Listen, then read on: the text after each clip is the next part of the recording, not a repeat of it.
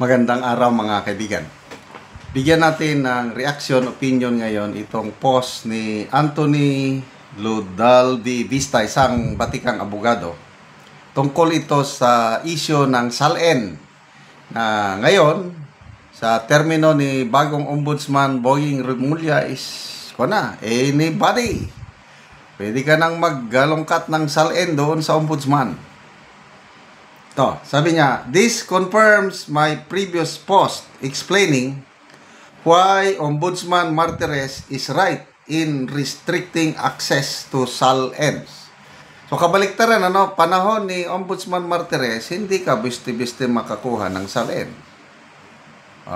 May mga regulasyon, may ganon. Ngayon, baliktad ngayon, open. Panahon ni Boying. Ito, may pahayag ang Supreme Court tungkol nito. Isiner ni Attorney Vista ang post ng Batas PH. Supreme Court maintains strict SALN restrictions of justices. The Supreme Court spokesperson, Attorney Camille Ting, revealed that the judiciary maintains a strict and discretionary process for request seeking the statement of assets, liabilities, and net worth of its justices and judges. In a statement, Ting confirmed that the existing guidelines remain unchanged. Any request for a justice SALN must be coursed through and approved by the Supreme Court in banc. And the court retains full discretion over the release, regardless of whether all procedural requirements are met. Yan. Ito yung exact word ni Attorney Camille Ting. We still follow the guidelines for request of SALN for the Supreme Court justices under the laws. Actually, there are some exceptions to releasing of the SALNs, especially we have to consider the privacy concerns also of the people. Wow, salamat.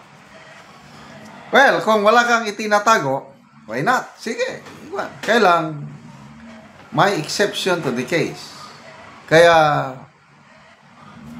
dahil ganito ang stand ng Supreme Court, mas naniniwala ako sa Supreme Court na tama yung patakaran noon ni dating Ombudsman Samuel Martires.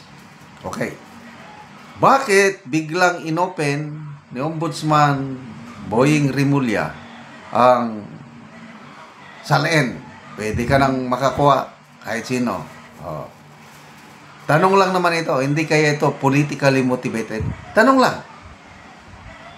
Kasi nga, lumalabas ngayon, target, destroy Duterte at all costs. Kaya, pag upo pa lang niya Ombudsman, sabi niya, bubusisihin natin ang SALN ng Vice President to check if there are any irregularities. Wow naman.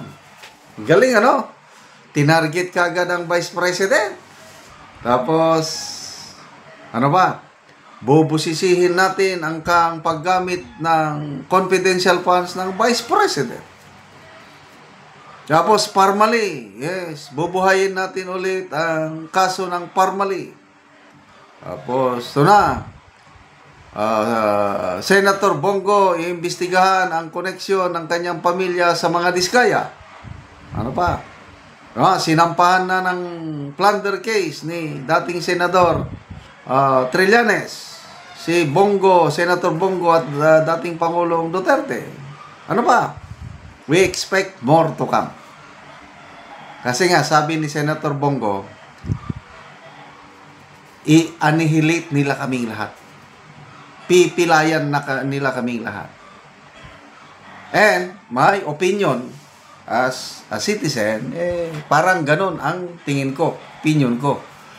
Lahat ng mga ito, connected, ang main target o main goal, ang focus ng lahat, 2028 presidential election.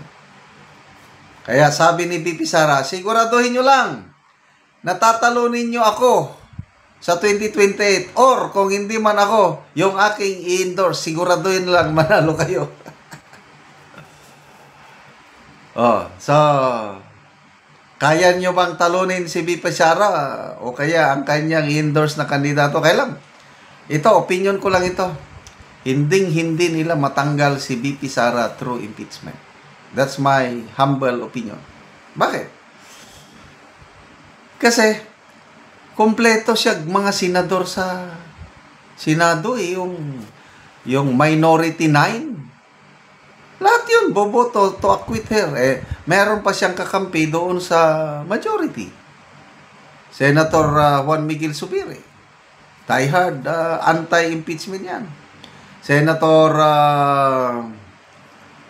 yung 2 bilyar. Senator Pia Cayetano. Ayan, 4 yan. Yung nakikita ko lang. So, 4 plus 13, yun na yun. Panalo si VP Sara sa kahit ilang impeachment complaint na ibabato nila sa kanila. Speaking of impeachment, mabilis pa sa alas 4 ang Senate President. Nagsabi na siya sa isang media forum na the Senate is ready to convene the impeachment trial if and when the Supreme Court reverses its decision. Atat na atat sila na i-impeach si VP Sara, no? Kailan ano sa tingin nyo? Supreme Court, i-reverse pa ba niya ang kanyang unanimous decision? Parang suntok sa buwan na yan eh. Bakit? Malapit na ang February 2026. Ilang buwan na lang. November, December, January. 3 months na lang, oh. Never na, ano na. Kaya nga, ang next na labanan, ang bloodbath, kung atat na kayo ng bloodbath is February next year. Simula na yan. But, inamin ni Ombudsman Rimulya na wala siyang magagawa para tanggalin si VP Sara. Ang kanya lang is tumulong, mag-create ng fact-finding team para mag-gather ng ebidensya laban kay VP Sara at yun ang idagdag nila sa articles of impeachment pagsampa nila ng impeachment case next year. So, good luck po. Sal-en, hindi ako nababahala sa sal-en ni VP Sara. Pwede niyong uting kayo, sabi niya. Kailang pwede ba? Imbestigahan mo rin na yung anak na nahulian ng Mary Jane. Sa Paul. Okay, salamat mga kaibigan sa inyong pagsubaybay sa ating channel. Nakakatulong kayo.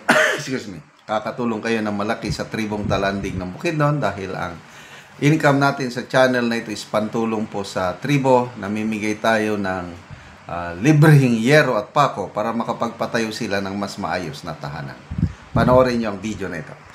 O karon mo na ni si Lolo ang matagaan og yero.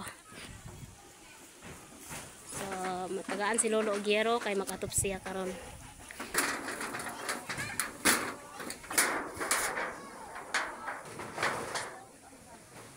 So muna ang atupan ni Lolo. Trapal lang. Mani ang kulihan sa yero nga nahatag sa iya ha.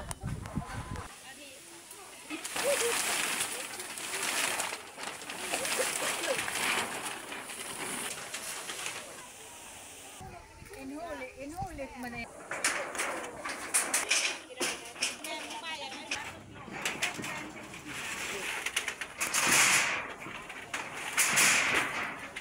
Ano isa yan dahil?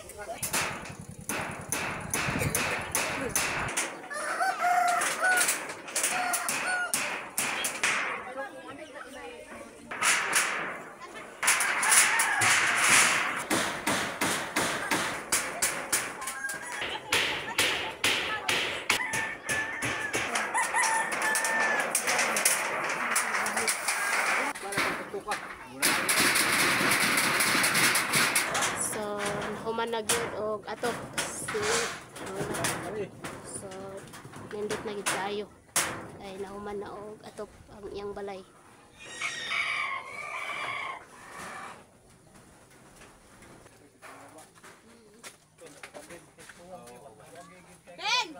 Tayong pagsalamat nako sa Ginoo kay ako sin nga giatop nako sa Giyatop na ako ng trapal Oh, na. giatop nimo sa imong balay kay trapal lang.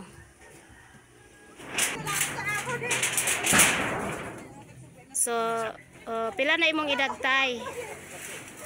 Ha? Hintay. Sa sintes. So, si tatay 67 na siya. Salamat ako kay nagatop na ko. Sige tay, salamat pod.